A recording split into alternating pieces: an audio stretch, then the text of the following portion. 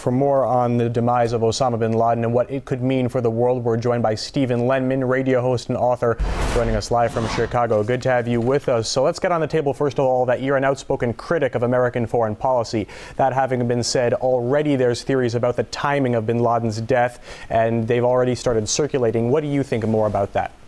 Well, I hate to be a spoilsport, Matt, and rain on Obama's parade. Announcements like this are always strategically timed, but the important thing is Osama did not die on Sunday. There was no special forces assault on wherever he was claimed to have been. They didn't kill him on Sunday because he died in December, most likely, at the end of 2001. David Ray Griffin wrote an important book, Osama Bin Laden, Dead or Alive. Leader of Al-Qaeda. Oh, he presented evidence in that book I think you could take into a courtroom and make a convincing case to convince a jury that Bin Laden was dead of natural causes in 2001. He was a very ill man. He was in a hospital.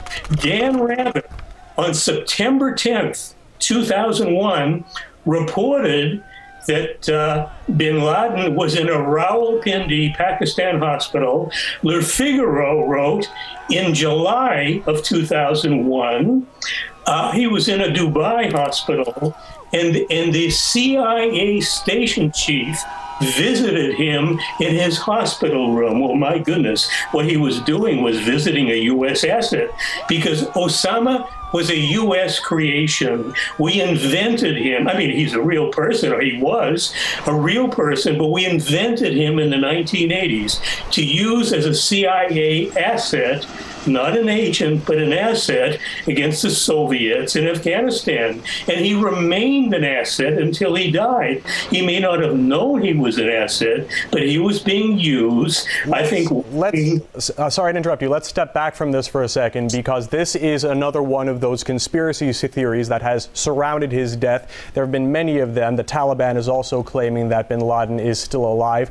Let's step back from that and take another step. It's been suggested that Washington could use Osama's death as an excuse to save face and withdraw from the conflict in Afghanistan. What do you think about that? Oh, I don't think that's the case. I think probably what's going on is we have a terrible economy at home. There are millions of people suffering. The numbers are growing every single day. America is lurching from one war into another. Now we're getting involved in Syria after just getting involved in Libya. We could get involved in Yemen. The public is getting a little bit tired of this when they're suffering so much, and we're expending such massive amounts of money on fighting these wars, but ignoring public need. So the strategic timing to bolster Obama's approval rating, bingo, we got this announcement at 11:35 last night, and I'm writing an article on it today. I call it Lies, Damn Lies, and Bin Laden's Death. What effect do you think this will have on the upcoming elections in 2012? Oh, it's too early. It's much too early. We're not even mid-year 2011. This could fade. In 2001, right before 9/11, George Bush's approval rating was bumping around 50%. Within 24 hours, he shot up to 90%. So watch for Obama to get a good bump from this, but it's a long time from May 2011 to November 2012. He's going to have to pull a few more rabbits out of the hat. So what do you think is going to be next for the U.S. operation in Afghanistan?